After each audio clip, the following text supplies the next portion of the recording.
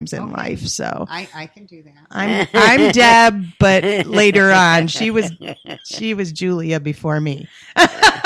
That doesn't make any sense. Whatever, guys. But it does to me. We're very similar, which is strange, but I love it. It is funny. Thank you, Julia. Yeah, thank you, Sandy. It is funny though, isn't it? Yeah, it's odd in a great, stupendous way. Right.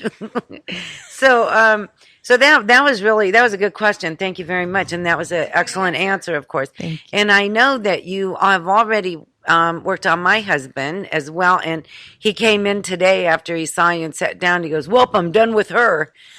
And I said, "Now wait a minute." And I said, "What do you mean you're done with her?" And he said, "She said that I'm done. I'm good." Yeah. Yeah. So thanks. Well, thanks for straightening him out. You only paid me $20 for that attitude adjustment. That's over. What'd you say? You want me to have a crack at Patrick? Lay down. Hey, I could try.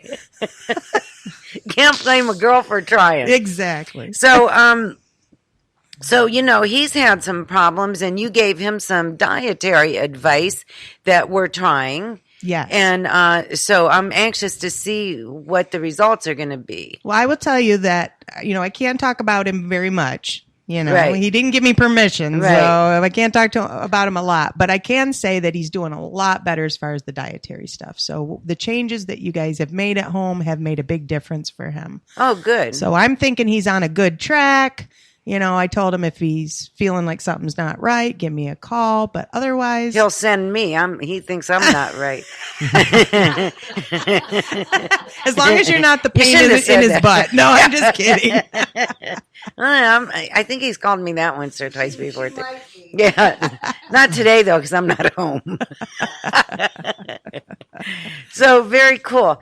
So what if someone came to you and they had? I'm just saying, Mm-hmm. How do you test for deficiencies? And well, that's a little hard to describe to a person who's not familiar with what's called muscle testing. But muscle testing is a way for a lot of different alternative health practitioners do utilize that.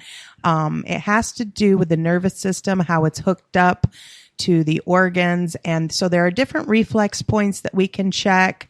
We basically communicate with the body via the nervous system because we're all electrical. We're all electrical in nature. Like the nervous system sends electrical nerve impulses throughout the body. So we can use that to our advantage. And I would just probably the best way to describe it is just call it muscle testing and kinesiology. And if anybody's interested in that, to look it up because it's kind of hard to explain.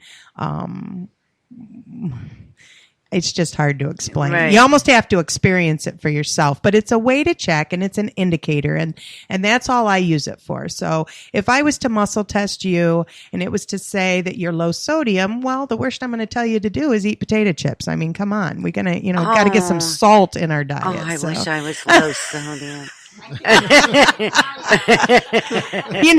It's interesting because that is a good topic because a lot of people are low sodium right now and they don't even realize it, but it's because the way of the world is changing. Mm-hmm. And so, we get a lot of this advice, sodium has a bad rep. Mm-hmm. I mean, everybody thinks sodium's a bad guy, but honestly, we need sodium for a lot of natural body processes. If we don't have enough sodium, you could be dizzy.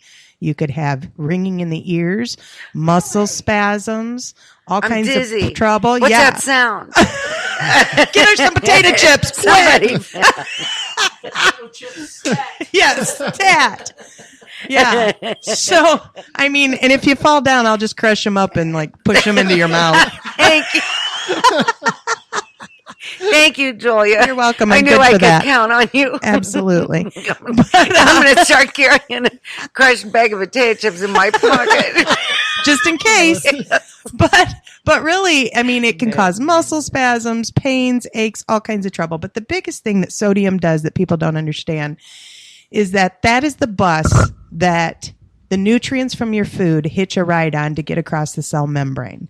So if you don't have enough sodium, you're literally starving your cells. They can't get in there to your mitochondria so you can make the ATP and the energy that you need. So people have a lot of fatigue problems, things like that. With people with high blood pressure, yes, you have to moderate, but moderate does not mean completely avoid. Right. And yet so many doctors tell you avoid salt at all costs. Avoid at all costs. Yes. And that kills me because, they assume that we're getting a lot of processed foods, but nowadays people are getting more healthy, aren't they, Brandon? They are. Yeah. So they're trying to get more organic and more, fresh foods and cooking for themselves, getting away from the processed foods. So yeah, if you eat TV dinners every night, you probably get enough sodium, probably more than enough. But if you're cooking fresh, which me being up in the thumb, everybody up there cooks fresh. Mm-hmm. A lot of people cook from scratch, especially our older people. And if they are cooking from scratch and their doctor told them no salt, by golly, they got no salt. Right. That's right. No salt. That's right. And so then they come in, they have all kinds of other problems. So I always recommend that, you have a little salt in your diet, everything in moderation, and then that will help with some of these problems. Another thing that has come up recently is back in the day, we were known as the goiter belt. So a lot of hypothyroidism. And with people turning to sea salt and Himalayan pink salt, which is awesome sauce, what's happening is we're finding that they're not getting the iodine that they need. So here we've got iodized table salt, which is the good old-fashioned remedy for thyroid issues. And that's what happened back in the day. The government said, oh, well, everybody eats salt, so let's iodize the salt. And then, we had a dramatic decrease in hypothyroidism across this middle area, the Midwest. So that went good for a while, but now in the past 10 years, everybody's gone to another type of salt. They're not getting the iodine, so sea salt, Himalayan salt, all of that's great for you, but you definitely need to make sure you're getting some iodine as well, because iodine is our thyroid regulator. So now we're seeing kind of an epidemic, an upswing in hypothyroidism again. And that's what, I want to get across to people. Being healthy is great, but you need to get like the whole big picture of it, not just bits and pieces. Right. Yep. And I don't think people think about that. And I don't want to diss regular doctors. They have their place in. Oh yeah, thank God they're there. Yes. My goodness. But they don't tell you those kind of things. No, for the most part.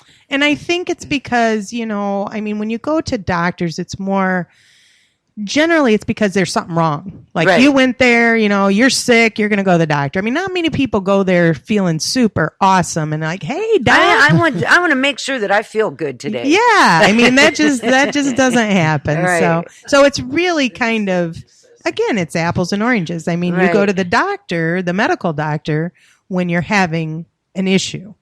Okay. And that brings me to kind of a philosophy that we have in chiropractic and in naturopathy, which is the study of natural health too. I am not a naturopathy doctor, but there are doctors of naturopathy who also learn this, that when we're born, as long as we're optimal health, there's no problems, we are in a state of ease. As we go through life, when we have slips, trips, stumbles, falls, things like that, then we start to have dysfunction. And if that's left go and nobody corrects that, it can turn into dis-ease. Not disease, but dis-ease. And then eventually, if things are not taken care of, it will have breakdown of matter and you will end up with disease. So there's a lot of steps in that process.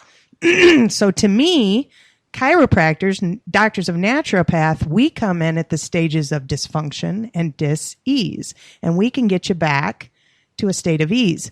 Whereas when there is breakdown and degeneration and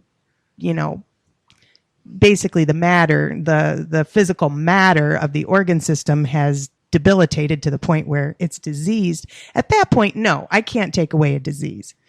But that's when the doctors come in, right? That's when the medical doctors come in, when they have the surgery and they have the pharmaceuticals and they have the things that you basically do need. One story that I tell people, Probably not the greatest story, but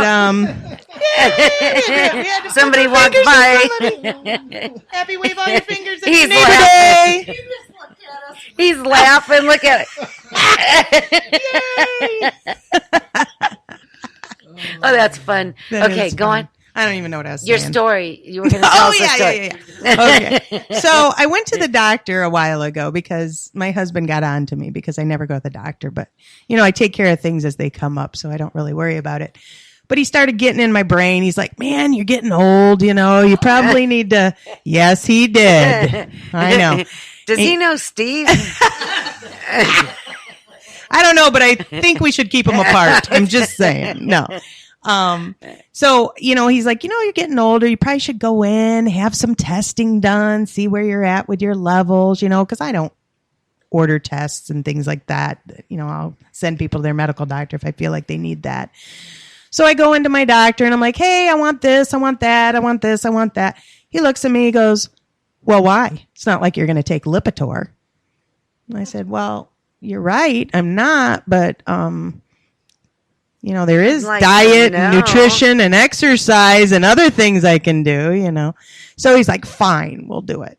Well, my cholesterol was fine. But what it made me think of was, I would not have, even if I had high cholesterol, it would not be due to a deficiency of Lipitor. Yeah. Right? Right? It's not due to Lipitor. I did not, I wasn't born on this planet needing Lipitor. So I want to figure out what else is going on to cause that. So, right. So that's the way I look at it. I'm going to look for diet. I'm going to look for nutrition. Well, right. I'm not, Right. There's no deficiency of Lipitor. But if I got to the point where I medically needed that, I guess. And nothing worked and you tried everything. Right. I would be open to something like that. But I'm not just going to jump on that bandwagon right off the bat. And as a matter of fact, I did not have high cholesterol. Blah. Blah. That's me sticking my tongue out at my husband. I did not have those problems. My blood work came back great. I'm slightly overweight. I'm using that term loosely, but I'm still really healthy. Yes. I'm healthy. I and that's eat well. What matters. I feel good. My quote numbers unquote are all in alignment with what I should be at, and I'm happy with it. So yeah, I feel and that good. is what's most important. Good. Yeah. Good. And if something was off, like you said, you would address it naturally first. I would definitely try that first. There's so many options with cholesterol. You've got fish oil helps. There's a couple other things, cinnamon, garlic, all of these things help. And the other thing that I always promote is food. Brandon, food is so important. Oh, hello. We got to do this. Right. We said food. Oh, food. Deb's like, I'll do it, but I don't see anybody. But if I have a choice between a supplement and a whole food, by golly, I'm eating some food. That's right. Yeah. I love me some food. So we see a lot of people come into the store and are asking questions. And I like how you brought up the fear mongering part of things because it's something that I struggle with at our store because I'm not qualified to give anybody medical advice, obviously. But there are a lot of people in the food industry that feel that they need to do that. And it's scary to me because they don't know what's going on with someone's body. They don't know when they look like I do a lot of preserves, those types of things. So I have a pretty good understanding of chemistry. I have to in my line of work. So I get really frustrated when people come in and they say, well, this is on this package and somebody told me this is bad for me. And well, just because you can't pronounce it doesn't mean it's the devil, right? Right. That's not diphenhydramine, blah, blah, blah, blah. Right. It doesn't mean, maybe it is bad for you, but that was Benadryl by the way. Yeah, that's bad for you. No, I'm just kidding. I don't know. It's so interesting because there's a lot of fear mongering that way. It's people pushing an agenda that has no place in health or food. I don't believe. Absolutely, I agree with you 100% on that. Pushing an agenda. Sales and marketing only works in generalizations. Yeah, I mean, you see it in the packaging. Yeah. You know, the packaging is ridiculous. I mean, you look at it and it says, oh,